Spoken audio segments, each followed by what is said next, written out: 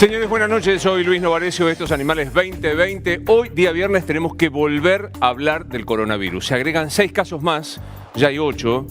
Uno de los integrantes de la mesa decía recién, hay un caso más que da la impresión que va a ser declarado. La pregunta es, ¿está preparado el sistema argentino para afrontar el coronavirus? Recuerdo al ministro Ginés González García diciendo, no hay ninguna posibilidad de que llegue, quizá algún caso importado. ¿Estamos en riesgo de que llegue un caso ya de provocación autóctona? Enseguida vamos a estar hablando, está con nosotros Héctor Daer, que es el responsable del gremio de la sanidad. Hay a su vez un conflicto salarial que pone en jaque lo que puede ser la atención de la salud pública. Enseguida estamos hablando de este tema, también de la cuestión del campo, porque se viene la medida de fuerza. Muy enojado el gobierno con este tema, algunas declaraciones que han habido, la cuestión económica, lo que viene sucediendo con la cuestión política, algunos de los temas que empezamos a desarrollar en Animales, mis compañeros de siempre. Agrego, Leandro Santoro, gracias por estar con nosotros. Gracias por muy amable. Javier, si yo te planteo situación del coronavirus, tratando de no llevar alarma, ¿qué decís? El gobierno no se esperaba la propagación tan rápida. Esperaban que hubiera algún caso, sobre todo desde el fin de semana pasado, pero no esperaban que con esta velocidad ya hubiera 8 casos y son ligeramente pesimistas sobre que esto se detenga acá. Tenemos claro si el estado de salud es aceptable. Nacho, ¿cómo están los pacientes? Bueno, en principio están en buen estado, están totalmente aislados, están en distintos centros de atención, Sanatorio Tamendi, Agote, Británico, Santa Isabel, Hospital Alemán y en la Swiss Medical el primer paciente. Recordemos, hay una paciente en la provincia de Buenos Aires, en el Hospital Thompson, en Villa Lynch, y otro en la provincia de Córdoba. Luis, en principio están en buen estado en general, pero obviamente fueron aislados antes incluso de que fueran diagnosticados porque tenían sospechas de que ya podían estar en etapa de contagio. Son 2 casos importados, que es gente que estuvo por zona o por Italia particularmente. Entiendo que hay un caso de Israel también que llegó a la Argentina, exactamente, ¿no? Un caso de España, un caso de Italia, un caso de Israel. Ya son varios los focos de transmisión o las zonas de transmisión, con lo cual el gobierno está tomando medidas, Luis, en ese sentido. Hay una que tiene que ver con un último momento, que es aquellos turistas argentinos que vengan de zonas de transmisión tienen 15 días de licencia en el sector público y en el sector privado con goce de sueldo. Digamos, yo estoy en zona en Italia, voy a Italia, sobre todo en el norte. ¿Qué garantía me da el Ministerio de Trabajo? Que vos vas a poder quedarte en tu casa sin ir a trabajar y que no se te descuenten los días. Vos te fuiste de vacaciones, sí, volvés a vacaciones, te vas a tu casa, te encerrás 15 días y no te los pueden descontar los días. Se hace cargo el sector privado y el sector público. Empresa pública, empresa privada. O sea, acá, un compañero nuestro... Lo que quieren es que no haya contagio, que no tengan contacto con gente. Que se aíslen. Claro. El autoaislamiento. Mira, yo hablé con un amigo mío que juega al fútbol en Italia. Y en el club importante. Y le dijeron... No vamos a hacer lugares públicos, no vayas a lugares públicos, no va a haber partidos con público. El tema es evitar el contagio. O sea, pero digo, falto al trabajo y me lo siguen pagando como una licencia extraordinaria que se crea por decreto. Exactamente. Está sacando un decreto, en este momento está firmando un decreto el ministro Claudio Moroni, va a salir publicado en el boletín de mañana de manera excepcional, con fecha de hoy, lógicamente, para aquellos países en zonas de transmisión. Y hasta ahora el Ministerio de Salud definió como zonas de transmisión a Italia, España, Francia, Alemania, Japón, China, Corea del Sur e Irán. ¿Esto es optativo para el que ha viajado? Por ahora es optativo, por ahora. Tengamos en cuenta, Luis, que hasta hace poco, con una declaración jurada, te ibas a tu casa. Ni siquiera pasabas por el mostrador en Ezeiza y nadie te decía nada. Ahora te dan esta posibilidad. Como dice Javi, en el gobierno hay mucha preocupación de que esto aumente, de que esto se incremente, por eso hay que estar atentos. Yo no descartaría que prontamente haya una medida de aislamiento obligado si venís de esos destinos. Pero digo, es un anticipo de Nacho Ortelli que estamos diciendo. Estás en estos lugares que repetimos cuáles son los países. Italia, España, Francia, Alemania, China, Japón, Corea del Sur e Irán. Volvés a la Argentina y tenés 15 días, sos empleado público o empleado privado, para quedarte en tu casa y no te lo pueden descontar. Y no te lo pueden descontar. Esto es una decisión del ministro Claudio Moroni, obviamente consultada con Alberto Fernández y principalmente con Ginés González García, que me parece que subestimó inicialmente la situación, Luis. ¿Subestimó, Claudio, el gobierno? No lo sé, me parece, digamos, que yo pensaba mientras lo escuchaba al doc, ¿no? Que daba el ejemplo del fútbol italiano. Vamos a Inglaterra. Inglaterra no está en los focos. Un amigo que estuvo hace una semana allí decía que ingresando a un partido de fútbol vio que había gente con barbijo y la seguridad los obligó a sacárselo. Le dijo, eso crea psicosis. Entonces digo, Mira. ¿por qué traigo a colación? Porque tenés que encontrar, obviamente yo no soy sanitarista, digo, pero tenés que encontrar el punto medio entre una campaña de concientización y el vamos a los botes, digamos, ¿no? Porque si el gobierno lo que hace es transferir incertidumbre o temor, bueno, estaría cumpliendo a la inversa lo que es su responsabilidad. Y ahí me parece que, digamos, creo que el ministro es una persona experimentada. Sabe. Digamos, ¿no? Déjame Sí. adelantar que el gobierno nacional el día domingo va a lanzar una campaña muy fuerte, Fundamental. pública, en medios de comunicación, en vía pública, sobre las prevenciones por el coronavirus. Va a ser la primera campaña fuerte de la gestión de Alberto Fernández en todos los medios de comunicación para tomar precauciones, Claro. no para generar psicosis, no para generar paranoia, pero sí para tomar precauciones de cómo actuar frente a esta situación que se va a tornar naturalmente más grave. Héctor, ¿está preparado el sistema de salud de la Argentina para afrontar los casos de coronavirus? A ver, lo que rodean a la ciudad de Buenos Aires y demás, no tengas duda. Por supuesto, el sistema de salud está en una crisis, en una situación muy crítica, que no es de ahora, ¿no?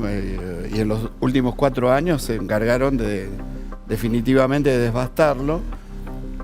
Por supuesto que esto genera tener que preparar establecimientos, tener que separar conductos donde se trate a estos pacientes.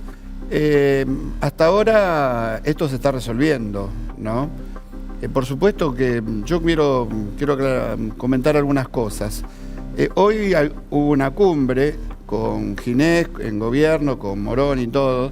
Después estuvimos hablando esto de las licencias. Siempre la salud de la gente es más económica Claro. que la El licencia, pago, no claro. tengan duda, no tengan duda. Con lo cual, lo que se está tratando es que esto no se propague. Este virus, con respecto a otros, lo que tiene es eso, la facilidad con la cual se propaga, la velocidad con que se propaga, y es un virus muy frágil, ¿no? Sí. Digamos, en la superficie. Un poco de calor, dicen que es termolábil, o sea, por lo cual... Y por eso el cuerpo levanta temperatura, digamos, es una reacción De defensa, natural claro. de defensa, ¿no? Pero el tema son las proximidades, son los contactos, etcétera, etcétera. Por eso lo que hay que ser, y aunque sea reiterativo el tema, lo fundamental es el tema de lavado de manos y lavado de las zonas de contacto con otras personas, digamos. Esto, aunque parezca a veces una taradez que a uno le insisten con estos temas, me parece que No es una taradez. Y Con la regla respecto- de los dos feliz cumpleaños para lavarse las manos, que hay que cantar 2 veces feliz cumpleaños mientras se está lavando las manos, que es Sí, el... ahí la Organización Mundial de la Salud está dando un protocolo inclusive de lavado. No hay que ser quizás tan exquisitos en lo común, pero me parece que hay que insistir con el tema de hacerlo. Sí. Y después con respecto al sistema, el sistema tiene dificultades grandísimas, ¿no? Digamos, al primero que le cayó una, que fue a Swiss Medical, a la tarde se le borró un montón de cirugías, parturientas que llegaron a la clínica y se fueron de vuelta, propio por la psicosis también, porque hay que decirlo también, nuestros compañeros tienen capacidad para atenderlos y tienen la disponibilidad absoluta de atender este tipo de Pues pacientes. llevemos ¿no? tranquilidad que en la Suizo no hubo contacto, se había dicho No, que no hubo contacto en ninguna Fue de susto, los fue el susto establecimientos. generalizado. ¿Viste? Pero te suspenden cirugía, te hacen esto y te hacen lo otro. Entonces, estos son problemas adicionales que le generan a un sistema que está en una situación crítica. Ahora, ¿se ¿no? puede venir un paro de ustedes en el medio de esto? No. un Nosotros, paro si en no este fuera por el coronavirus, el dengue, Claro. porque no hablamos de dengue, Sí. el dengue tiene... Acá han vuelto a romper nuevamente las barreras de protección que inclusive se hacían fronteras afuera, en todo lo que es la frontera norte. La primera fue una ex ministra de Salud, hoy diputada, Ocaña. y después fue... ¿Cómo? Ocaña. Exactamente. Palito Y para después Ocaña. fue el último proceso, ¿no? Donde se sacan las barreras que protegen los vectores y eso hay una invasión de dengue grandísimo. El dengue tiene otras condiciones que no es contacto, no se contagia entre humanos. Mosquito. etcétera. Para que me quede claro, no va a haber paro de ustedes del sector de salud. Si no hubiera estas condiciones, seguramente estaríamos en un conflicto. Seguramente estaríamos en un conflicto porque estamos en un momento de tirantez con respecto a nuestros salarios, con respecto al reacomodamiento, pero bueno, también somos conscientes de que hoy es imposible tomar una medida, porque vuelvo a repetir, digamos, esto es así. Hoy tenemos 8 y es muy probable que tengamos algún pico la semana próxima y después podamos tener la campana que lo estandariza y lo establece. De hecho, Luis, Sí. perdón, el gobierno le pidió a los trabajadores del Instituto Malbrán, donde se hacen todos los estudios para certificar si los que tienen la sospecha de que tienen el coronavirus están infectados o no, les avisó de que era necesario que trabajaran el fin de semana como si fuera un día hábil. Y los trabajadores del Instituto Malbrán aceptaron la emergencia, la situación de emergencia en la que estamos entrando y van a trabajar y van a seguir haciendo todos los análisis para verificar si tiene la gente supuestamente infectada, si tiene el virus o no, durante sábado y domingo. Claro. Porque justamente lo que se está tratando es de acelerar todos los chequeos para evitar la propagación de un virus que... Bueno, que me está decía infectando Leandro que en la todo. legislatura había una cosa de medio, no digo psicosis, pero de persecución, ¿no? Bueno, hoy fue un día particular porque además corrió por los medios de comunicación que el empleado del diputado que corresponde a Consenso Federal, que es el espacio de La Baña, tiene, Sí. y no se sabía si había ido a la legislatura o no, aparentemente no fue, pero obviamente era un problema. Lo que sí es un problema grave, más allá de la psicosis, que coincido con todo lo que hemos descrito acá, es el caso del dengue. En la ciudad de Buenos Aires hay 165 casos de dengue declarados hasta el día de hoy.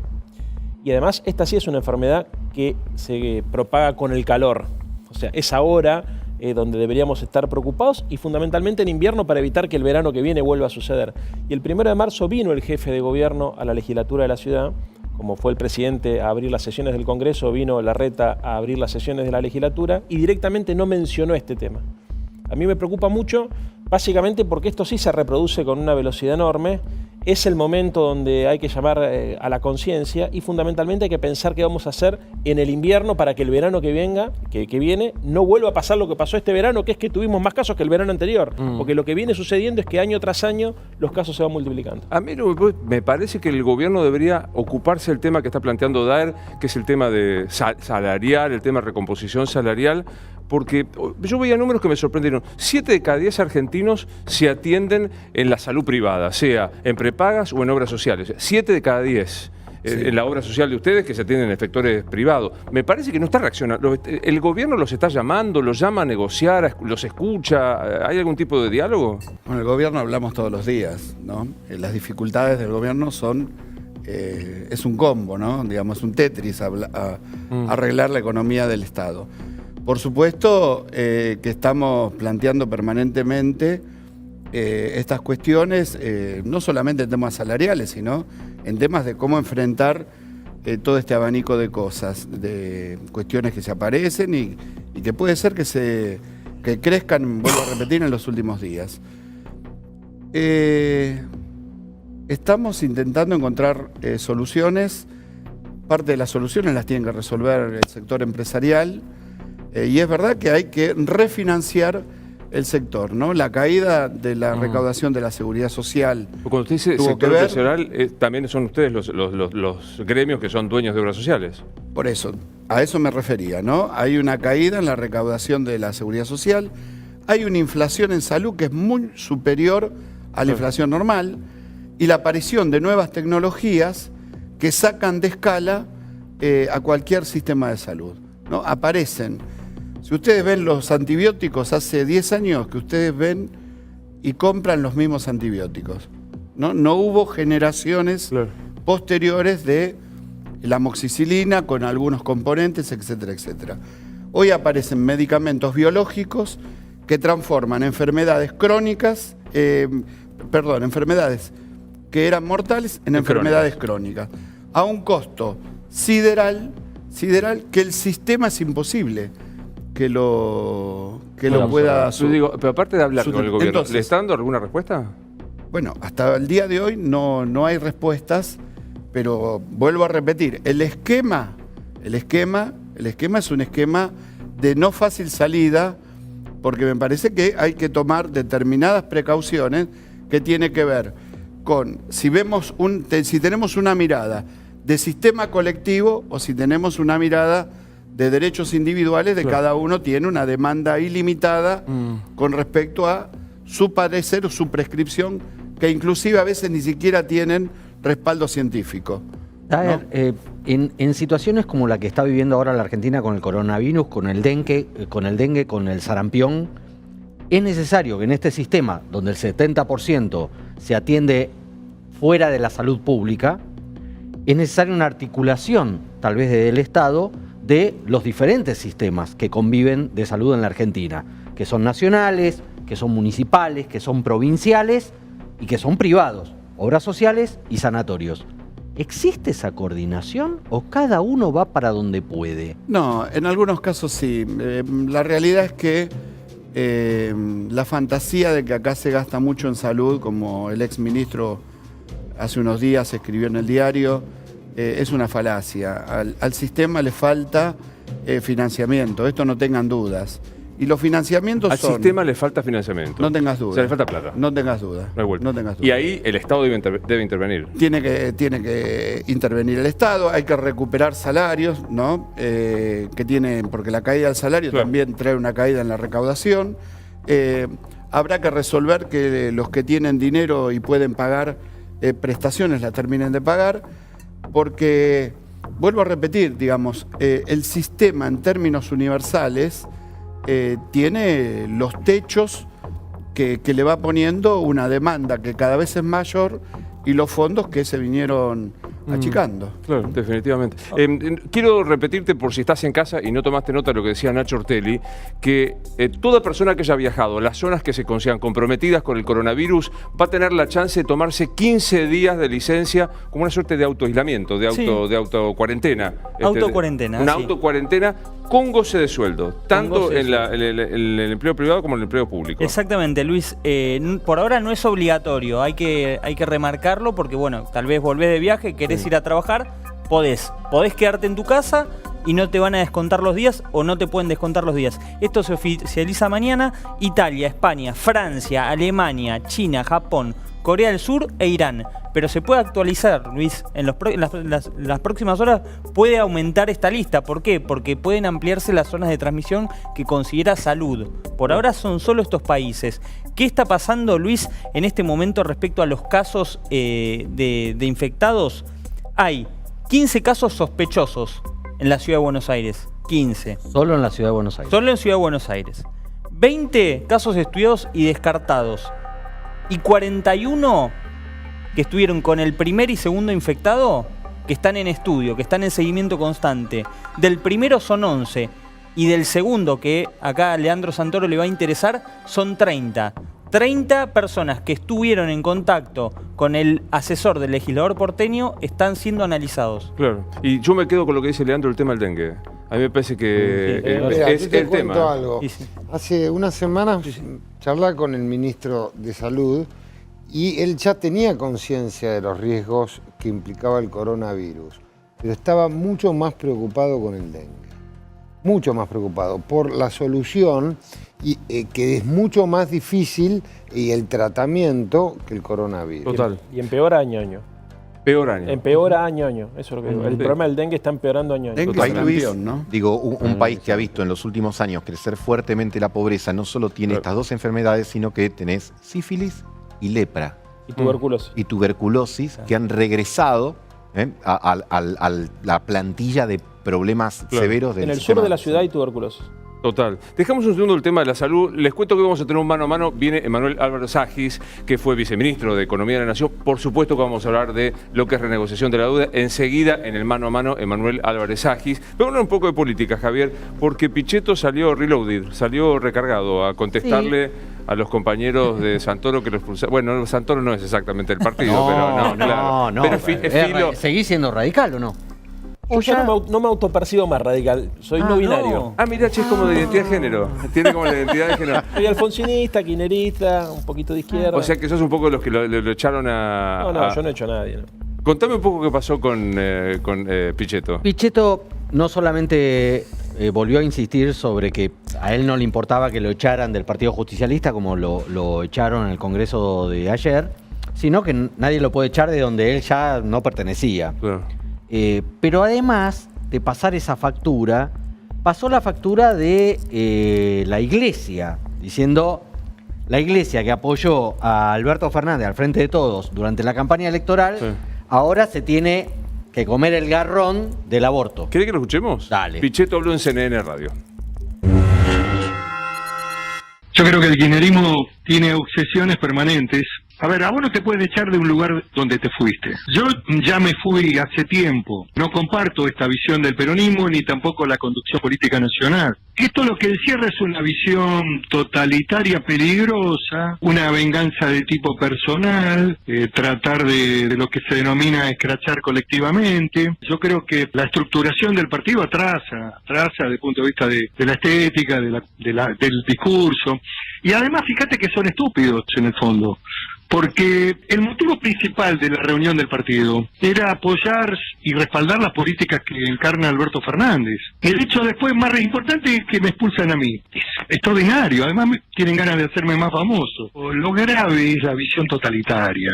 Este me parece que es el debate más de fondo. Si tenemos una visión capitalista o vamos a hacer socialismo cubano, a ver si crecemos. O pobrismo como plantea la Iglesia Católica. Pobrismo, muchos pobres en la Argentina para que ellos vayan, los bendigan y les digan que el reino de los cielos va a ser de los pobres. Que ellos jugaron a la política. Ahora que se banquen el aborto.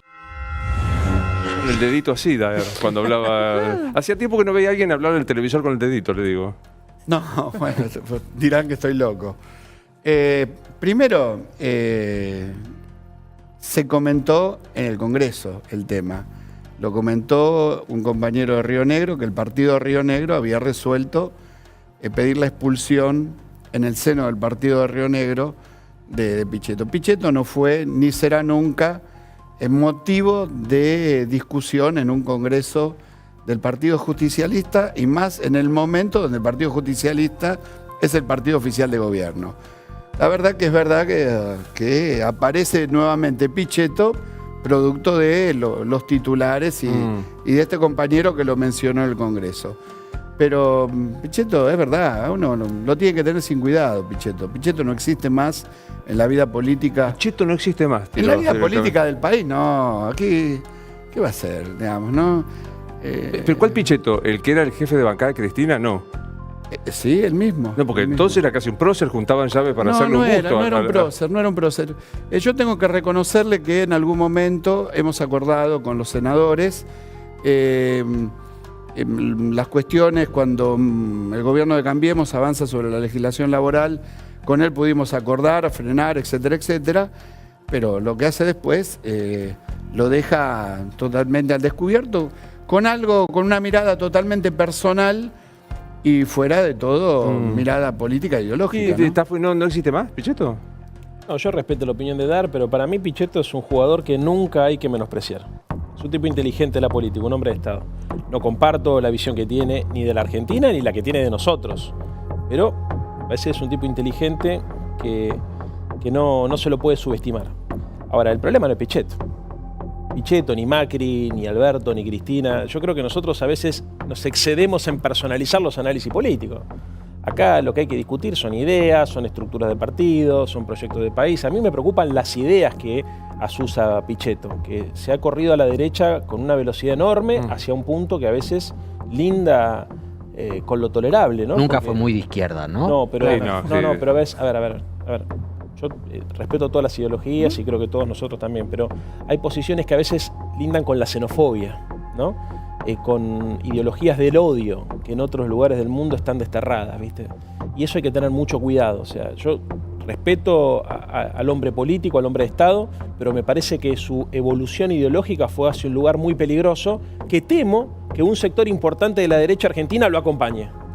Ahora, hay más de Pichetto, ¿no? Porque habló del campo, habló algo de lo que ayer planteamos en el programa. El gobierno está eligiendo los enemigos. Mirá lo que decía, por ejemplo, el tema campo. Tampoco fue afortunado lo que dijo el presidente de que siempre quieren ganar más. Se empieza de esta manera y después se termina en un escenario donde puede haber mayores complejidades. Y no es bueno estar construyendo el enemigo. Siempre hay que construir un enemigo. Esta semana que pasó, los enemigos eran los jueces. Ganan mucho, tienen jubilaciones de privilegio. Ahora es el campo. Bueno, sirve por un tiempo eso, no es bueno eso.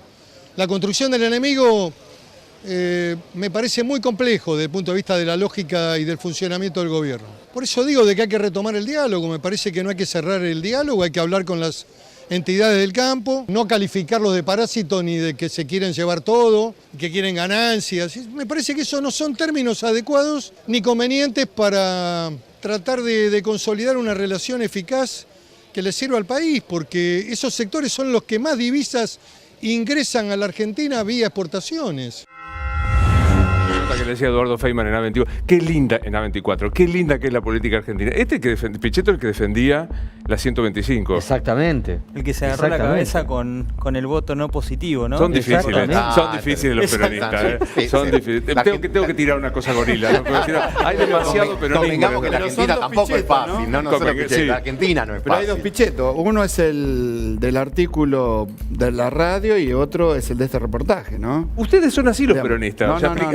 Me explican cómo es la radio. Perdón. Las incoherencias personales no tienen nada que ver. Yo le quedo saliendo.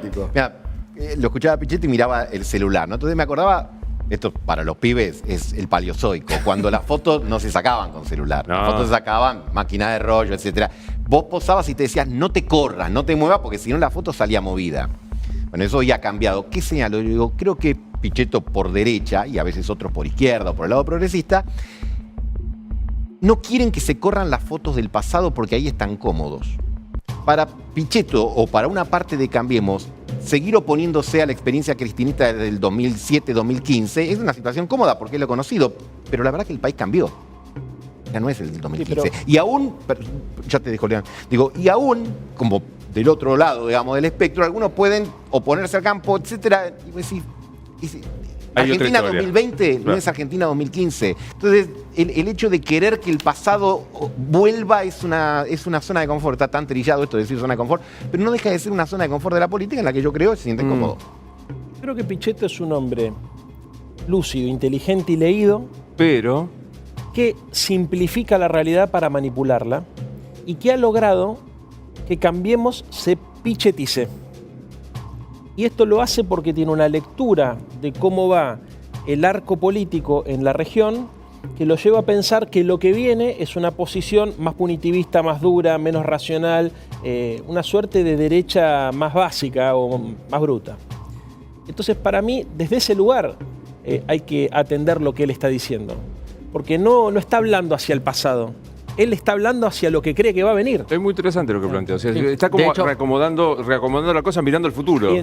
La derecha que le suceda a esta derecha que se acaba de ir fracasada, sin logros para mostrar, sin prestigio social, se va a tener que recomponer socialmente sobre algunos valores o disvalores para mi lectura. Claro. Esos disvalores son los que Pichetto empieza a expresar en términos bestiales, con la intención de ¿qué? De que cuando este ciclo político-económico empiece a apagarse, sea un nuevo ciclo de centro-derecha, más a la derecha que al centro, expresado por esos valores que lo venga a reemplazar. Igual, Luis, yo creo que ahí también hay un matiz, ahora y antes. El que tiene territorio y el que no tiene territorio cuando está en la oposición. Cuando no tenés territorio, vas con cualquiera. al frente, ¿viste? Y te tirás con todo, etcétera. Cuando tenés territorios son más prudentes porque tenés que mantener una interlocución con las autoridades. Entonces, me parece que se le aplica a la oposición aquello de que hay combativos, contemplativos, ortodoxos, heterodoxos. Siempre los va a ver y me parece que eso también está vinculado no solo a las biografías personales, sino al manejo que tienen o no de organizaciones o de territorios políticos. La sensación que me da de verlo a Pichetto hoy es como si estuviera en campaña electoral.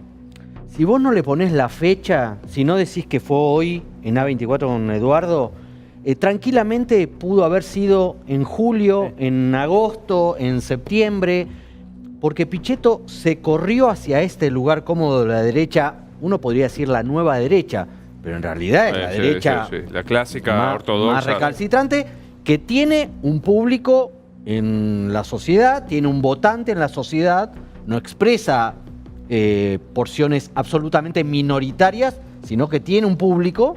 Y me parece que Pichetto está apostando por eso. Claramente no le salió bien como candidato a vice, pero me parece que encontró ahí un nicho donde él está apostando con vistas a su permanencia política, ahora que no tiene ningún cargo, que ni siquiera lo dejaron ir a la Auditoría General de la Nación. Y también está esa disputa hacia adentro de Juntos por el Cambio. Claro. Que un poco lo dice Santoro, ¿no? Sí, porque es un hombre solo, sin territorio, sin aparato, pero que sin embargo estamos hace 25 minutos hablando de él. Van los 28 minutos, porque habló también de Alberto Fernández, Pichetto. El presidente está tratando de encontrar su lugar y hacer valer el poder presidencial. Me parece que indudablemente hay un acomodamiento. Vamos a ver cómo evoluciona esto. Yo espero que Fernández consolide su poder, que logre la renegociación de la deuda. Es muy importante evitar el default. Hay algunos muchachos que están seducidos por la idea del default. Creen que por eso van a repartir más planes. Ese juego les gusta. Acá hay que tratar de evitar el default porque Argentina va a la noche más oscura. Ahí está planteando un tema que es default, que es economía. Enseguida vamos a estar con Emanuel Álvarez Agis, ex viceministro de Economía de la Nación. Vamos a hablar de este tema. Allí se está sentando a la mesa del mano a mano. Gracias por estar con nosotros, Emanuel. A vos. Un placer verte. Nos va a contar un poco cuál es el riesgo de default o no. Pero yo creo que es la teoría de Santoro, ¿no? O sea, está ¿dijiste pichetiza cambiemos? Sí. Y bueno, a ver, Patricia Bullrich, por ejemplo, también está en posiciones cada vez más radicalizadas. Macri lo elige a Pichetto y no a Michetti para mostrarse en público, en sus últimos actos en campaña y después cuando terminó de ser presidente. O sea, ojo, porque está expresando disvalores, desde mi perspectiva, valores para otro sector de la sociedad, que hasta ahora se decían en voz baja. Eso es algo que es muy raro lo que está pasando con un sector de la derecha. Pierden la vergüenza de decir cosas que antes uno escuchaba como rumor. Pero y que el bolsonarismo y esa cosa los alienta a hablar un poco de eso. Es un discurso más crudo, más radical, simplifica la realidad, pone todo en términos de blanco-negro, amigo o enemigo. Él hace muchas de las cosas que critica y que supone que hacemos nosotros. O sea, él construye el adversario político. Ojo, eso en política, los politólogos sabemos que es un elemento legítimo. Recién Nacho dice que no le molesta que lo comparen con Bolsonaro. No, al contrario. Los que me comparan con Bolsonaro, bueno, dice barbaridades de esa gente.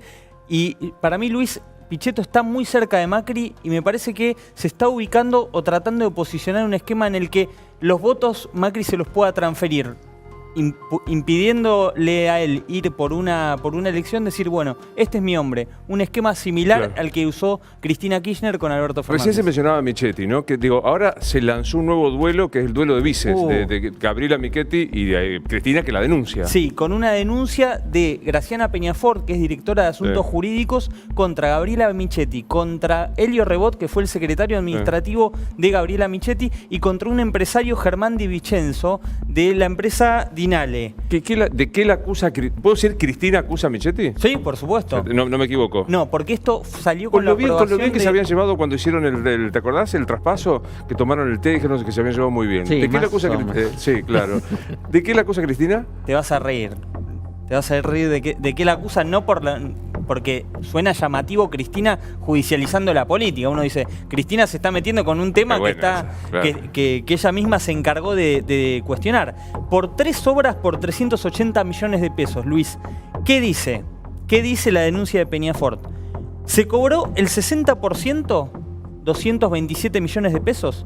Se certificaron obras por el 75%, unos 282 millones. Esto es ¿Hiciste la obra? ¿Te la facturo? Bueno, fueron a ver cuánto se había terminado. ¿Cuánto se terminó, Luis? No tengo idea. 25%. ¿Obra de qué? ¿Qué hicieron por 380 Obras de millones? reparaciones del Senado. El Senado estaba en muy mal estado, esto hay que decirlo. Cuando asumió Gabriela Michetti, el Senado estaba en muy malas condiciones respecto a la Cámara de Diputados y fueron obras, en muchos casos, de contratación directa, de licitación única. O sea, se presentó la empresa que ganó nomás, en una de ellas. Y hubo una respuesta a Gabriela Michetti. Tenemos absoluta tranquilidad de conciencia. Tuiteó, ¿no? Sí, tuiteó. Ahí está, mira, tenemos absoluta tranquilidad de conciencia, por lo que ponemos a disposición de la justicia toda la información necesaria para demostrar que la denuncia es infundada. Exactamente. Bueno, tiene que decir la justicia, cayó en el juzgado que era de Bonadío, así que va... ¿En serio está tan mal como para gastar 380 millones? El Senado, ¿te acuerdas la época del, ¿cómo se llama esto? Del jacuzzi de vudú y del baño? Y de estaba muy mal, Luis, estaba muy mal. 380 millones. Había invasión de ratas, de verdad, estaban las marcas de ratas en las paredes. Si querés un día te traigo fotos de ese momento. Está mal. Estructuralmente la cúpula, el salón de reposo perdido, etcétera, tenía un había deterioro. pérdidas. Y lo que denuncia Graciana Peñafort es por negociaciones incompatibles y por la calificación... Espera que aquí tengo la denuncia. O sea, primero que hubo una especie consiste en de... interesarse en el contrato, el delito de negociaciones incompatibles. ¿De vuelta Claro. cómo es? Defraudación. Interesarse en Sí. el contrato, o sea, como que hubo cierta connivencia con la empresa que tenía que prestar el servicio. No es un fraude a la administración pública, el es otro delito distinto. Total. Son dos delitos. ¿Y sabes qué encontraron, Luis, en una de las presentaciones que hace la oferta a esta empresa? El logo del Senado. O sea, en una La empresa hoja, presenta... ¿Cómo se llama la empresa? Dinale S.A., perdón. Dinale S.A. Tenemos claro quién es Dinale, el señor, hay un señor Dinale. Germán Di Vicenzo es una empresa de Santa Fe que no estaba inscripta en el registro de proveedores del eso es Senado. curioso. Vos para presentarte en el Senado a una licitación tenés que estar inscripto, como en cualquier claro. Tener área del antecedentes Estado. en obra y haber hecho otras cosas. Hubo muchas contrataciones directas durante la gestión de Cambiemos, ¿En el Senado o en general? en general. En general. Auditorías, ¿no? O sea, gente que hacía dictámenes en algunas empresas. Sí, A veces consultoría, a veces se puede. asesoramientos. A veces se puede, otras no. Ahora no se no. puede. Lo voy a recibir a Emanuel Aberezagis. ¿Qué haces? ¿Cómo estás? ¿Tanto tiempo? ¿Todo bien? Muy bien, ¿vos? Gracias por venir, Bien. ¿Dije bien? ¿Álvarez Agis? ¿Pronuncio como corresponde así? No hay acuerdo en mi familia sobre cómo se dice. ¿En tu familia no saben cómo se pronuncia? Mi tía dice Agis y mi mamá dice Agis. ¿Origen? Judío, entiendo. ¿Cómo entiendo? No, nunca investigué demasiado. Sospecho los que para el lunes Sí. me traes el origen de tu familia, porque Voy a corresponde. tener un problema porque creo que los que no lo conocen son mi familia, por eso no me... Está muy bien. ¿Hay riesgo de que entremos en default? Sí, claramente. Gracias por venir. Bueno, No, en serio, más contame. tempranito sí que... Contame por qué. Bueno, a ver, básicamente porque Argentina, de hecho, ya está en una situación de quasi default desde el momento que dice, miren, los vencimientos que vienen los próximos meses no los voy a poder pagar, cosa que ya había dicho Macri. Digamos, Alberto ratifica eso, esto no es demasiado discutible, los vencimientos que tiene Argentina este año y los próximos años son realmente impagables.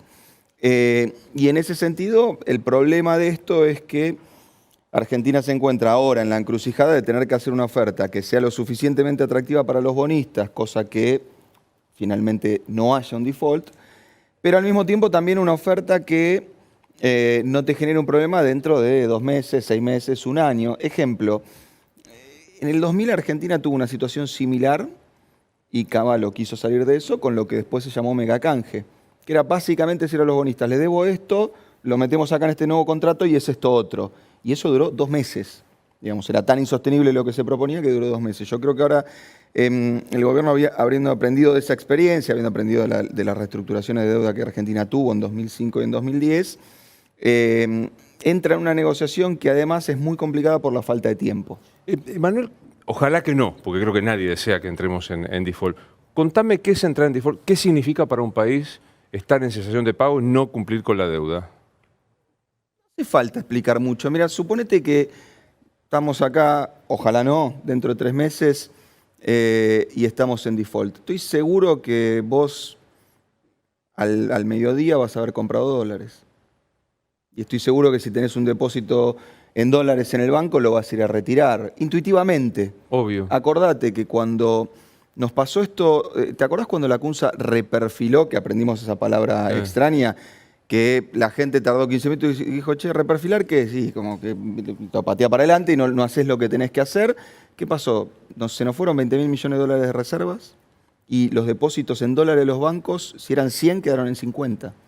Entonces, el problema es que como Argentina tiene una historia muy larga de crisis, pero últimamente el problema es que, digamos, cuando yo empecé a estudiar economía, los profes te decían, Argentina cada 10 años se la pone. Ahora es cada 2. Entonces la gente está muy ágil, muy preocupada, muy asustada y reacciona rápidamente. Entonces, mira, la otra vez un cliente me decía, quiero que simulemos un escenario de default. Un trabajo profesional, decir, bueno, mira, hay un default, pasa esto, pasa esto. Y mi respuesta fue bastante sencilla. Mira, pensar que pasa en un default es como que acá debe haber un protocolo de evacuación, si hay un incendio, debe haber un bombero a cargo en el canal, qué sé yo.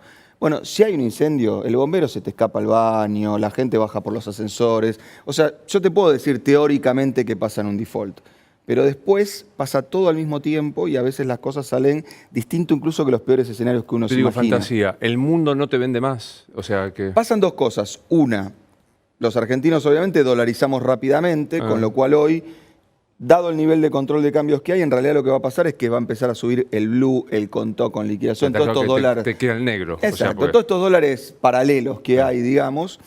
Y segundo, lo que va a empezar a pasar es que sí, vos tenés, ejemplo, cualquier empresa internacional que se te ocurra, multinacional que tiene una sede en Argentina, usualmente tiene operaciones de crédito con su casa matriz. O sea, su casa matriz, que está, no sé, ponele en Alemania, le da un crédito a la sucursal que tiene en Argentina.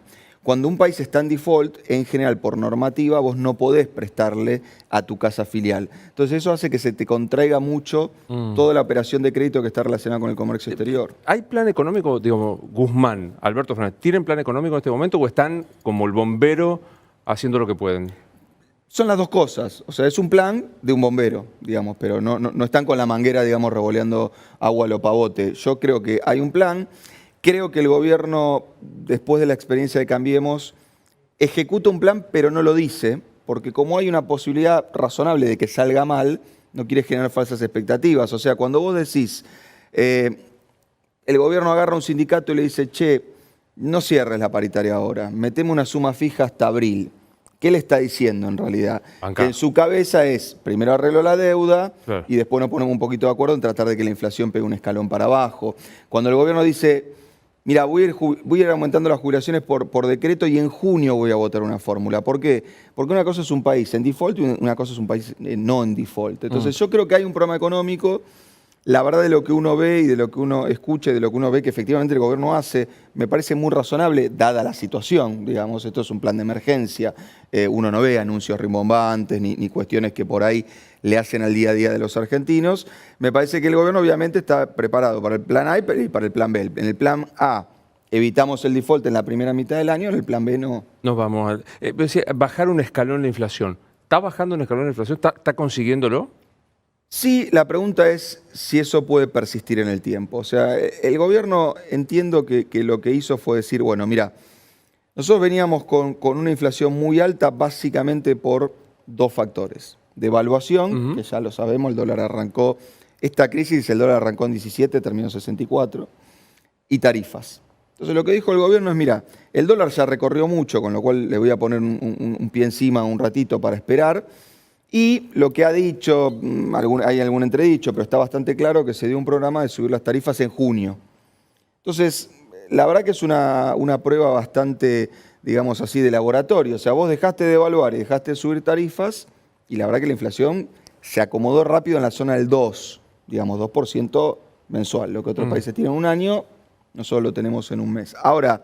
Y que comparado con el 53,8 del año pasado parece una genialidad. Exacto. Entonces, a mí me parece que el punto es, también los argentinos, por nuestra experiencia económica, sabemos que si vos dejás quieto mucho tiempo el dólar, tenés problemas, y que si vos dejás mucho tiempo quieta las tarifas, tenés problemas. Entonces, en la medida que sea una cuestión transitoria para sacar un poquito la pata del acelerador, a mí me parece que es un programa razonable y que puede tener éxito. Lo único que me asustaría es escuchar al gobierno diciendo vamos a 5% de inflación en 4 años. Digamos, en esto yo sé que tal vez es políticamente incorrecto, pero tenemos un problema inflacionario atípico, la verdad que ya de muchos años, y me parece que si Argentina lo quiere bajar, tiene que lamentablemente tardar 8 o 9 años. O sea, para que tengamos una inflación del 5% anual, como tienen los países de alrededor nuestro, 8, 9, 10 años. Mira, en esto lo único que yo tengo para contarte son antecedentes, digamos. Si vos mirás, esto le pasó a toda la región a finales de los 80. A finales de los 80 no es que Argentina estaba en hiperinflación, Brasil también, o sea, tenías muchos eventos parecidos. Y, digamos, la región tomó una decisión que fue salir con un programa muy costoso, muy trabajoso, de largo plazo, y Argentina tomó otra decisión que fue la magia, convertibilidad. Digamos, Brasil, plan real, tardó en llegar a un dígito 7 años. Digamos, Perú tardó 8, Colombia algo parecido, entonces nosotros 2 meses. La convertibilidad bajó la hiperinflación en 2 meses. Bueno, duró lo que duró, digamos. Ahora, tú dijiste algo que me sorprendió.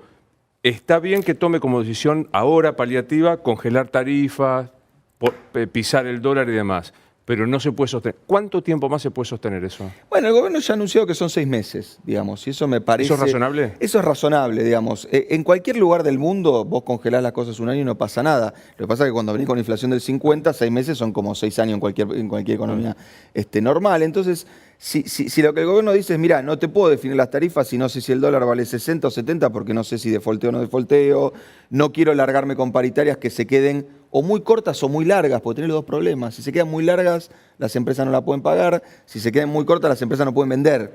Entonces, dado que la economía está en una situación de alto estrés, a mí me parece que las decisiones que son más de largo plazo hay que posponerlas. Hay que posponerlas. Totalmente. La historia de incentivar el mercado interno, ¿viste la posición kirchnerista? Incentivamos el mercado interno, pongamos plata, hagamos...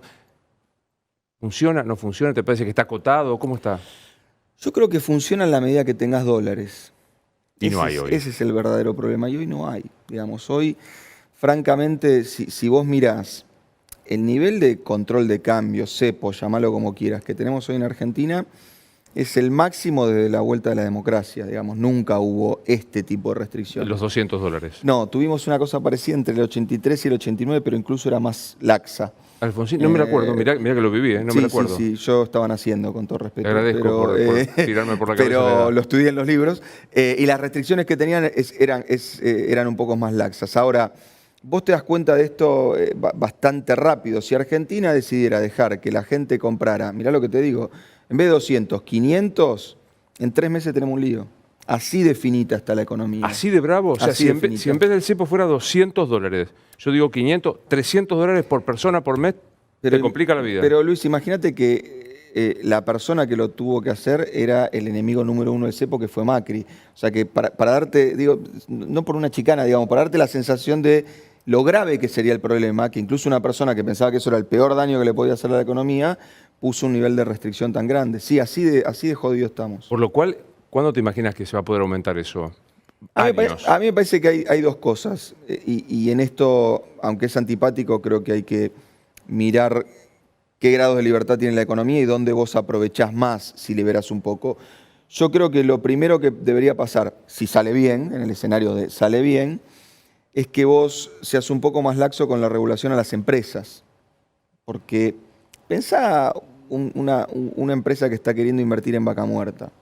Un pozo de petróleo madura en 1 año y medio, 2 años. En 1 año y medio, 2 años, ese tipo tiene que empezar a pagar dividendos, o sea, tiene que empezar a su casa matriz a mandarle las ganancias. Si tiene este nivel de restricciones no las puede mandar, entonces no viene. Directamente. No arranca. Directamente. Ahora, lo que sí hay que hacer, y me parece que ese es el problema, es que la gente no compra dólares porque es, no sé, golpista, cipaya, vende patria. La gente compra dólares porque más o menos 2 más 2 le da 4. Digamos, a veces le da 5, a veces le da 3, pero más o menos le da 4. Y si vos hablas con cualquier persona mayor a 40 años, te puede nombrar 3 o 4 cosas que lo dejaron arruinado si tenía pesos.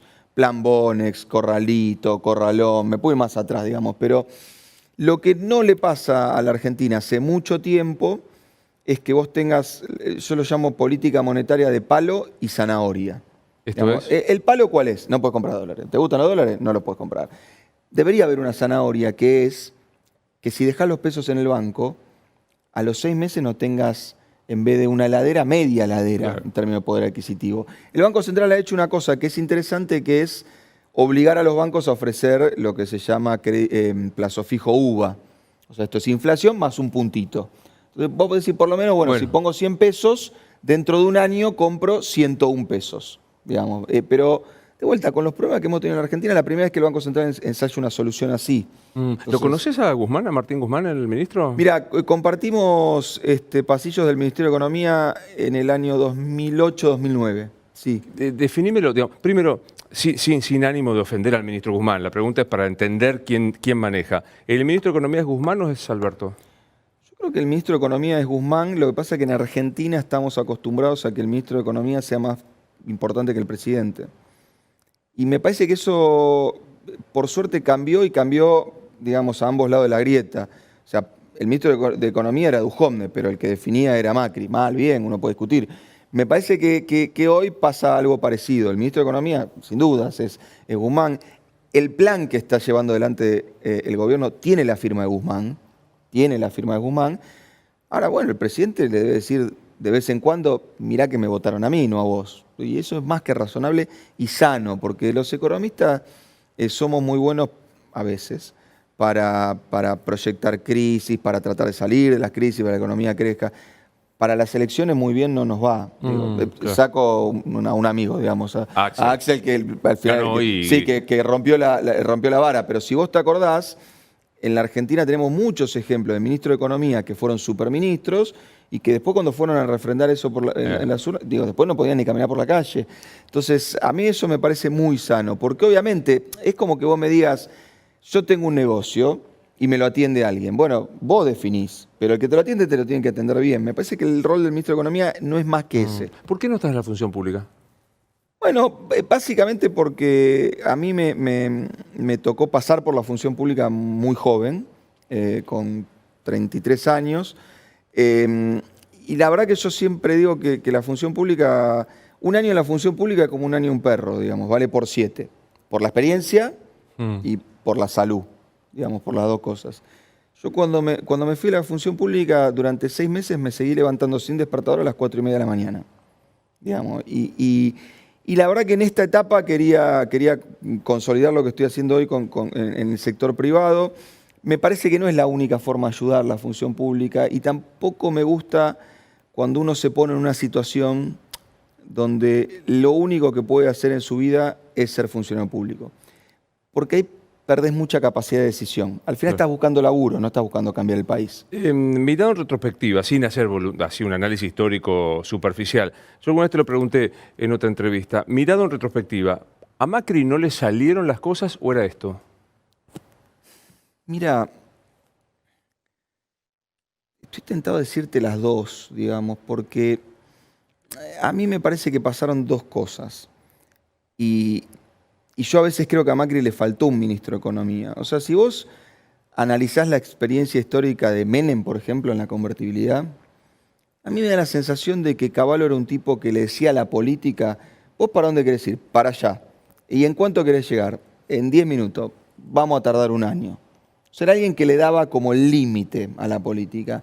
A mí me da la sensación de que el macrismo le faltó un ministro de Economía. Ahora, si de verdad ponías al mejor equipo de los últimos 50 años, digamos, los resultados iban a ser bastante parecidos.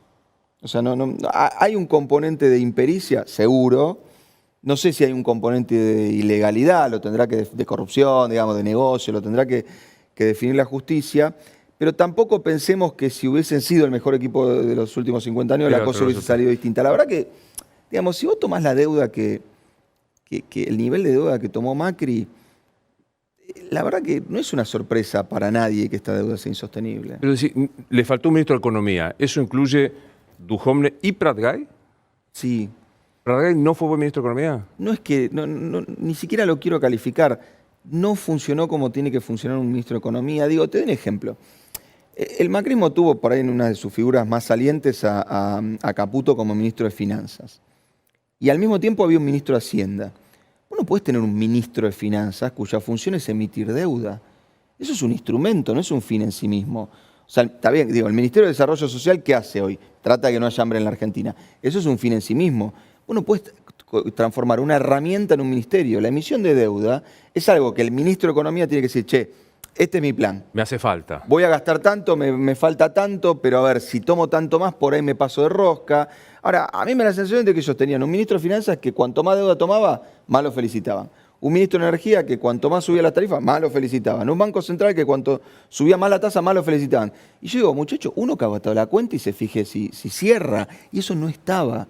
Y de hecho, la cuestión por la cual supuestamente lo sacaron a Pratgay era porque tenía aspiraciones de ser ministro de Economía. Que para mí, digo, el macrismo fue un equipo de fútbol que perdió 7-0, digamos, pero un equipo de fútbol sin director técnico. Cada uno hacía lo que le pintaba. Digamos. Y aquella historia que Macri era en realidad el que decidía, que fragmentaba para sostener el poder y que finalmente él decidía. No, para vos no, era un equipo sin... Si es eso, tengo que hablar bastante mal de la capacidad de gestión de Macri. Si es eso, habla bastante mal de cómo él hizo la cuenta de toda la batería de políticas que metió arriba en la mesa. Mirá, te cuento algo que para mí fue muy sintomático de lo que pasaba. Nosotros, junto con el exministro, con Axel, hicimos una transición en materia de energía con Aranguren.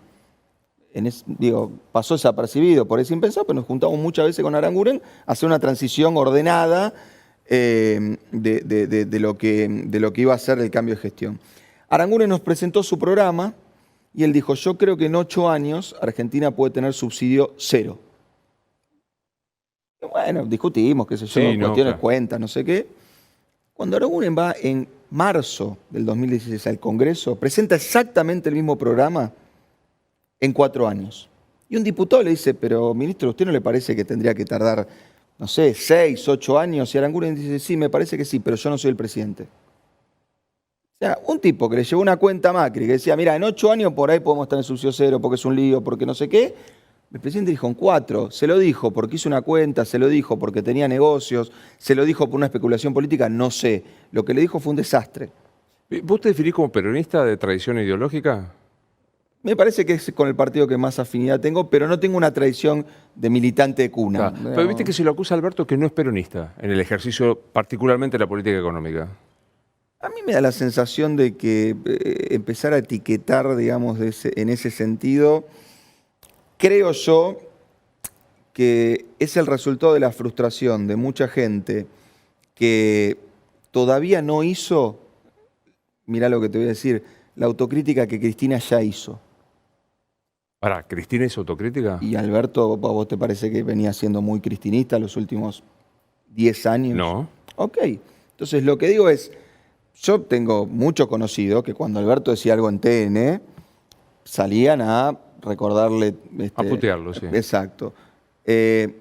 Bueno, Cristina ha podido saldar eso, no sé cómo, pero ahí está el tipo siendo presidente. Y a mí me parece que han quedado algunos soldados, digamos, que piensan que la guerra sigue y están disparando para adelante y no se dan cuenta que el tipo ya está del lado de tu fila. Ahora, vos tenés esta posición de que Cristina, eligiendo a un crítico potente, hizo una autocrítica. Otro te podría decir, Cristina fue pragmática.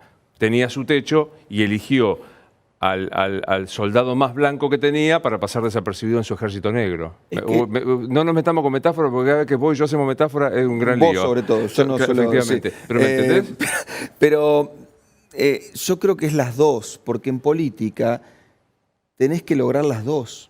O sea, vos te puede encantar decir, mirá, yo quisiera juntarme con un tipo que en vez de sacar 50 puntos me hiciera sacar 65, pero por ahí después el tipo no existe, no es de carne y hueso, no, o piensa lo contrario que vos, etc. Y la verdad que, viste que ahora se charla mucho de si están peleados, no están peleados, si Cristina, no sé qué. ¿Están peleados? No tengo idea, digamos. ¿No tenés trato con Cristina? ¿No charlás con Cristina hace bastante que no hablo. Me da la sensación que después de la situación personal que estaba viviendo con su hija, no estábamos para discutir si la tasa de interés estaba alta, baja. Con Alberto sí, pero tampoco que, che, estás peleado con Cristina, no es una pregunta que uno le haga, menos un presidente, ¿no? Digamos. Pero a mí me da la sensación de que, conociéndola a Cristina, Alberto dice algunas cosas. Por ejemplo, cuando falleció el ex titular del INDEC, Jorge Todesca, que si Cristina no tuviera esa autocrítica hecha, estallaría en cólera. Digamos, está diciendo cosas, Alberto, y haciendo cosas que son, francamente, a mí me pone contento porque creo que son parte a veces de las cosas que nosotros cuando estuvimos en la función pública intentamos corregir del kirchnerismo, compartiendo, digamos, algún rumbo general, pero viendo que había cosas que eran un desastre. Ejemplo, la política energética. Nosotros aumentamos las tarifas 3 veces en 4 años.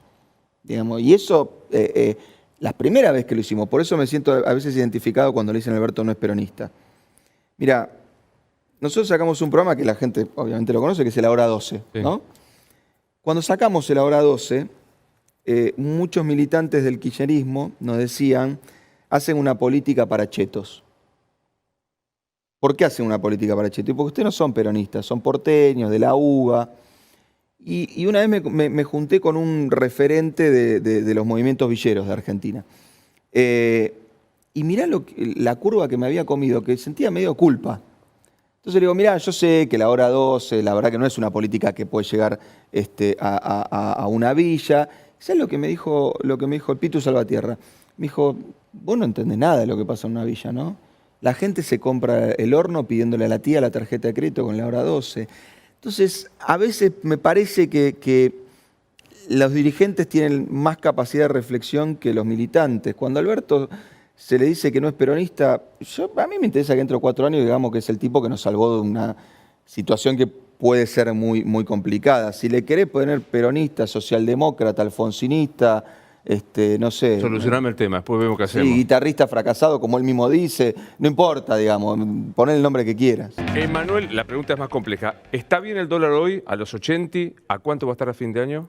Bueno, primero, el oficial está más bajo que los 80. 60, ¿no? Exacto. A mí me parece que si nos vamos más allá de 25, 20% de devaluación, vamos a volver a tener un problema. Entonces, yo creo que más importante que a cuánto es que la capacidad del Banco Central para controlarlo esté firme.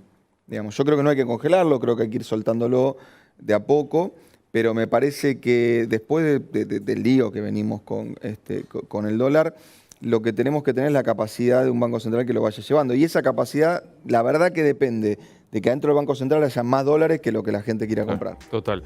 Gracias por venir. Y gracias. No importa por qué, pero digo, el que sabe, sabe, y el que no, no. Lo siento, te banco con las metáforas que haces en la economía para tratar de que nosotros lo entendamos. Así que gracias de vuelta por venir. Gracias a vos.